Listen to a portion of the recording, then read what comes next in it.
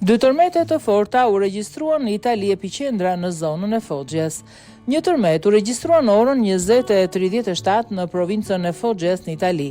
Tërmeti, sipas autoriteteve, u regjistrua me magnitud 4.6 ball dhe ka ndodhur në zonën e bregut të Garganos, Foggia, me një thellësi prej 1 kilometër. Tronditja u ndje qartë jo vetëm në pjesën më të madhe të Puljas deri në Bari dhe Andria, por edhe në Molise dhe Abruzzo. Ne po monitorojmë situatën.